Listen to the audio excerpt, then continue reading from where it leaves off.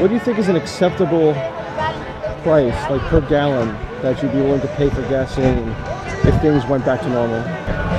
$2.50, $2.50 gallon. High $1.98 to the low $2 and some small change, like it was before this administration took over. And I'd be happy if it came down to like $3. I'm hoping that the next administration, it goes back to what Trump was doing, to something.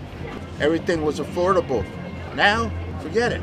$20 for a steak, $12 for a package of chicken. Crazy. For a free market, I would say that the acceptable price is based on a margin that wouldn't be price gouging. You know, there's different rents that you have to pay for different locations and things like that, and that makes sense for an operating cost. And just the increased cost from their side of having to transport it makes sense that prices are going up. But when you see that they're making record profits still, that's not free market, that's price gouging. So to me, that's a little different than just trying to get by.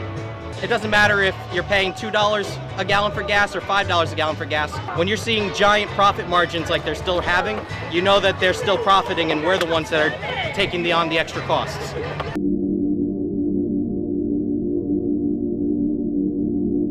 Do you think that gas prices will stabilize, if not this year, maybe next year? I don't see relief for the next at least 2 years.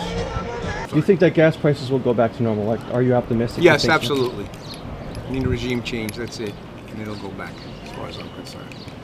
It's going to stabilize to equal the balance of the economy under the current administration. So I'm hoping the next administration will decide to bring things back to the way they were and limit trade with China and those other countries, bring more jobs back to the U.S. and balance everything out again. I think eventually they'll go down because that's what you always see in these situations, but they know you're going to pay it. So as long as there's still demands, there's still going to be higher prices.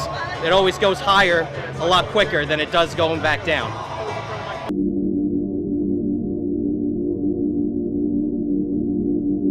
I think the main reason is this new administration in the office. I think it's regulations.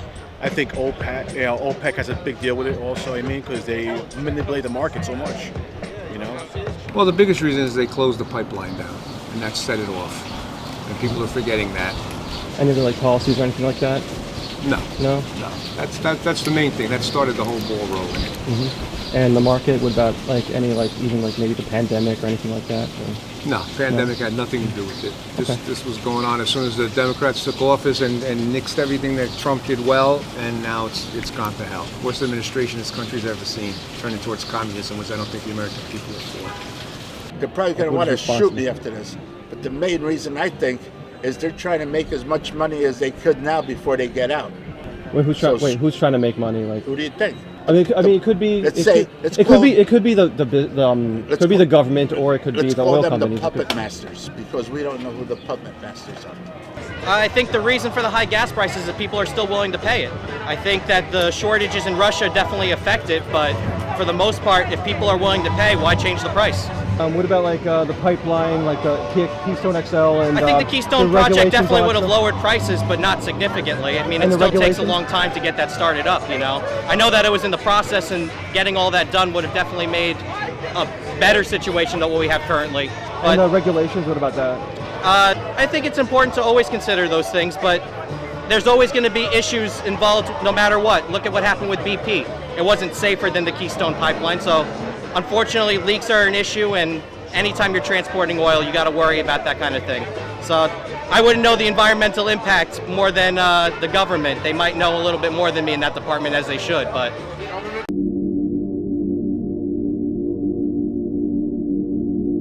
I think we should be self-independent, just keep drilling, making our own fuel and gas, and stop exporting fuel out of the country.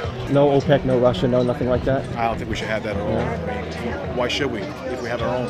So in the pipeline, we should the pipeline should be open back up and as well. What would I like to see happen? I'd like to see the Republicans take the House and Trump win the presidency in 2024. I think you're going to see an instant change. What do you think we could actually do to get those prices down? So, like, specifically, what kind of policies? Is again become Yeah. self-sufficient, energy-producing country again, and not rely on foreign nations for our fuel.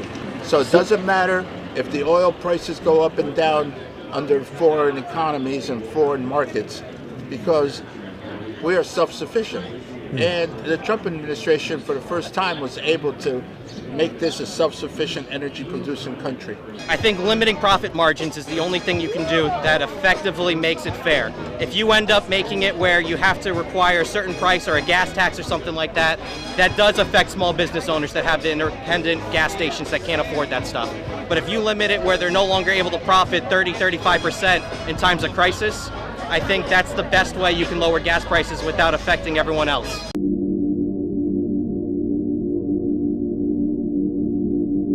End of the day, I have no problem with with electric cars.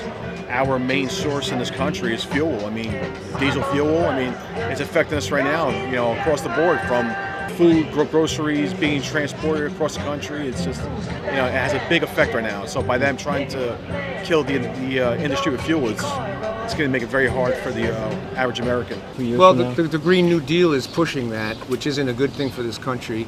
And also, all the automakers are jumping on board with it, so they're going to, like anything else, when the cable first came out, they forced you to get cable. You got rid of your antennas and stuff on the roof. They forced you to get a computer, they forced you to get cell phones, and they're going to force you to buy a $70,000 electric car, which most of us can't afford. Do you think there's any place in the market for EVs? Absolutely, but it's just that they're just putting the carriage in front of the horse because there's no station set up for that yet. I mean, once they did it slowly but surely, and then it would work. But to pile it on everybody at once, I don't think it's going to work. I don't. Well, you know what's happening? It's the people who are in the market for a new vehicle, their leases are up. Now they're like, okay. They used to be like, should I get an EV? Now it's like, yeah, I'm going to have to get one because I can't afford these fuel prices. So yeah, I'm going to pay an extra, $300-400 in EV car payments, but I'm going to pay $500-600 less in fuel. It only makes sense. But I hate the fact that we're being forced to have to give up our gas vehicles and eventually become EV. Everybody. But let it happen in time. Let it be a slow transition, not be forced with these high gas prices. And this is a diesel. I'm paying over $6 a gallon. So I'm not going too far. I stay local. Yeah, I think that's definitely the future. I think that a lot of people wish that they could get more electric cars, and it's difficult right now. When you saw gas prices go down, you saw people buying big trucks. And when you see gas prices go up, people jump at the opportunity to get something cheaper. I think the market kind of dictates people's opinions on that kind of thing. But I think inevitably you're going to have more electric cars on the road, and I think it's a good thing to have the competition.